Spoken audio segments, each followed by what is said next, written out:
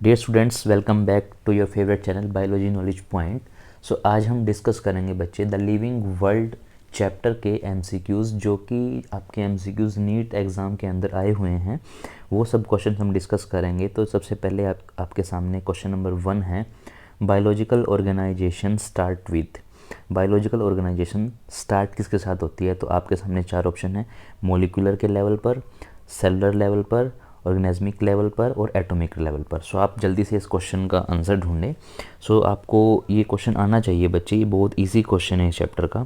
आपके सामने 4 ऑप्शन है, इन चारों में से एटॉमिक लेवल तो बिल्कुल नहीं हो सकता, उस लेवल पर तो कभी भी बायोलॉजिकल ऑर्गेनाइजेशन स्टार्ट हो ही नहीं सकती। सो आपके सामने 3 ऑप्शन बच गए। 3 ऑप्शन में से the right answer is the molecular level, जो कि आपका ऑप्शन ए है, क्योंकि मोलिकुलर के लेवल पर ही आप बायोलॉजिकल ऑर्गेनाइजेशन को स्टार्ट करते हैं। ठीक है, तो चलते हैं अब नेक्स्ट क्वेश्चन के ऊपर। आपके सामने सेकंड क्वेश्चन ये रहा, the label of a herbarium sheet does not carry information on. ये नीट 2016 फेज सेकंड में क्वेश्चन आया हुआ है। क्वेश्चन में पूछा है जो हर्बेरियम शीट है वो क्या इन्फॉर्मेशन कैरी नहीं करती। तो आपके सामने 4 options, date of collection, name of collector, local name, height of the plant. देखो, डेट ऑफ कलेक्शन भी आपकी हर्बेरियम शीट पे होनी चाहिए, कलेक्टर का नाम भी आपका होना चाहिए, कहाँ से आपने कलेक्ट किया, लोकल नेम भी उसका होना चाहिए वहाँ पर। सो आपके सामने एक ही ऑप्शन बचा है, वो आपका आंसर आपको पता चल ही चुका होगा क्या ऑप्शन है इसका। सो इसके लिए आपको हर्बेरियम शीट के बारे में काफ़ी सारी इन्फॉर्मेशन पता होनी चाहिए, तो आप इस क्वेश्चन को कर पाएंगे। 3 ऑप्शन मैंने यहाँ पर रिजेक्ट कर दिए हैं, and the right answer for this question is the D option, जो कि आपका हाइट ऑफ द प्लांट आपका आंसर रहेगा इस क्वेश्चन के लिए। ये आपका हाइट ऑफ द प्लांट आप उसमें नहीं आप दिखाते। क्वेश्चन नंबर 3 पे चलते हैं। क्वेश्चन नंबर 3 आपके सामने ये रहा, नीट 2021 में ये क्वेश्चन आया है, carbohydrates the most abundant biomolecules on earth are produced by. ये आपका क्वेश्चन बहुत ही अच्छे लेवल का क्वेश्चन है, नीट 2021 में आया हुआ क्वेश्चन है। 4 ऑप्शन आपके सामने हैं, all bacteria, fungi and algae. B है bacteria, fungi, algae and green plants cells. C option है some bacteria, algae and green plants, and D virus, fungi and bacteria. तो यहाँ पर आपके सामने 4 ऑप्शन है, सो आपको इन चारों में से बेस्ट आंसर पिक करना है।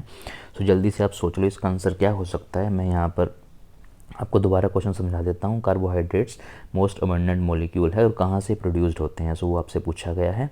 And the right answer of this question is, जो आपको है C option is the right answer आपके इस क्वेश्चन के लिए। सो ये आपको क्वेश्चन अच्छे से समझना था बच्चे। क्वेश्चन नंबर 4 पे हम चलते हैं। क्वेश्चन नंबर 4 ये कहता है, more than 70% of world fresh water is contained in. More than 70% जो वर्ल्ड का फ्रेश वाटर है वो किसके पास है, कहाँ पर है बेसिकली। सो यहाँ पर आपके सामने 4 ऑप्शन है। फिर से ये आपका 2 एग्जामिनेशन के अंदर आया हुआ है, नीट सितंबर 2022 में भी ये क्वेश्चन आया है, और ये CBSE AIPMT 2005 में भी क्वेश्चन आया। तो ये क्वेश्चन रिपीट हुआ है, और क्या पता आपकी बार आपकी किस्मत अच्छी हुई दोबारा से रिपीट हो जाए आपके एग्ज़ाम में। सो इसके आंसर देखते हैं क्या हो सकते हैं। ऑप्शन आपके सामने है Antarctica, Greenland, glacier and mountains, and the last option is the polar bear. तो यहाँ आपके सामने 4 ऑप्शन है। अंटार्कटिका तो बिल्कुल नहीं हो सकता, ग्रीनलैंड में तो कैसे ही हो सकता, 70% की बात की है इन्होंने। तो यहाँ पर जो आपका राइट आंसर है वो सी और डी में से है, तो आप सोच लो क्या हो सकता है। तो right answer is your D option, polar ice. Polar ice is the right answer for this question. ये आपका 2 एग्जाम में आया हुआ क्वेश्चन है, तो आपको इस तरीके से क्वेश्चन करने हैं। नेक्स्ट क्वेश्चन पे चलते हैं। Question number 5, there is no life on moon due to the absence of. CBSE AIPMT 2002 में क्वेश्चन आया है, आपके मून पर किसकी अब्सेंस की वजह से लाइफ नहीं है। सो आपको यहाँ पर ऑप्शन दिए गए हैं, oxygen, water, light and temperature. So यहाँ पर 4 ऑप्शन में से आपको बेस्ट आंसर पिक करना। ये बहुत ईजी लेवल का क्वेश्चन है, आपसे सीधा सीधा पूछ लिया उन्होंने, there is no life on moon due to the absence of. किसकी अब्सेंस की वजह से मून पर लाइट और जो लाइफ है वो नहीं है। सो यहाँ पर 4 ऑप्शन है, जल्दी से आंसर चूज़ कर लो आप अपना, फिर हम आंसर की बात करते हैं। देखो, लाइट मून पर है ये सबको पता है, टेम्परेचर भी होगा ऑब्वियस सी बात है। ऑप्शन आपके सामने 2 हैं, अब ए और बी में से ऑप्शन चूज़ कर लो जल्दी से फटाफट, फिर मैं आपको बताता हूँ इसका आंसर क्या है। The answer of this question is B, water. आपके मून पर वाटर की वजह से लाइफ नहीं है, जैसे ही वहाँ पर पानी आ जाएगा तो वहाँ पर लाइफ आ जाएगी। चलते हैं नेक्स्ट क्वेश्चन पर। नेक्स्ट क्वेश्चन आपके सामने छठा क्वेश्चन, होम्योस्टेसिस इज़, नीट 2018 में ये क्वेश्चन आया है बच्चे। होम्योस्टेसिस इज़, सीधा सीधा आंसर है आपके सामने। होम्योस्टेसिस क्या होता है? इंटरनल बैलेंस होता है हमारी बॉडी का, ठीक है। किसी भी एक स्पीशीज़ के बीच में, एनवायरनमेंट के बीच में, कहीं भी इंटरनल जब बैलेंस होगा तो उसको हम होम्योस्टेसिस बोलते हैं। तो यहाँ पर आपके सामने 4 ऑप्शन, आप आंसर चूज़ कर लो। Tendency to change with environment, change in environment, नहीं, चेंज के साथ तो हो ही नहीं सकता, ये तो इंटरनल बैलेंस करना पड़ेगा। Tendency to resist change, disturbance in regulatory control, plants and animals extracts used in homeopathy, no.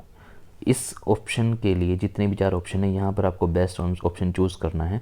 Resist करता है, ये इंटरनल जो बैलेंस होता है वो रेजिस्ट करने के लिए किया जाता है। तो right answer for this question is B, tendency to resist change.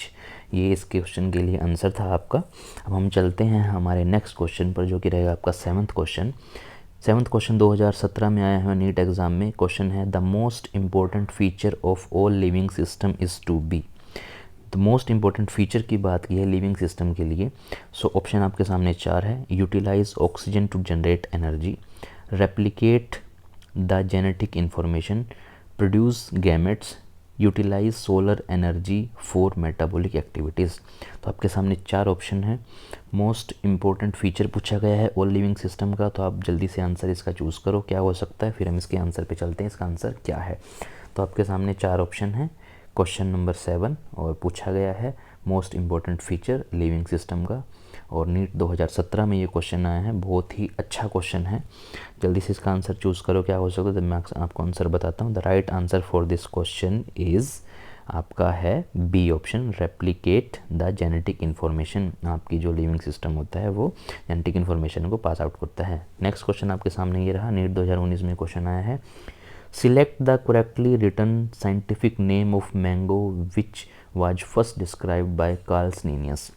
Carolus Linnaeus जो साइंटिस्ट थे उन्होंने फर्स्ट डिस्क्राइब किया था आपके मैंगो का साइंटिफिक नेम। तो इसका साइंटिफिक नेम आपको बताना है, इनमें से कौन सा करेक्ट सीक्वेंस है। 4 ऑप्शन आपके सामने हैं। मैग्नीफेरा इंडिका लीन, मैग्नीफेरा इंडिका, मैग्नीफेरा इंडिका, और आपका है, अच्छा ये ऑप्शन 2 बार, मैग्नीफेरा इंडिका कार्लिन। तो आपके सामने 4 ऑप्शन है। 4 ऑप्शन में से आप, आई थिंक ये 2 बी और सी ऑप्शन सेम है, इन दोनों को छोड़ दे, ये ऑप्शन नहीं हो सकते। ए और डी में से आपको आंसर चूज़ करना है।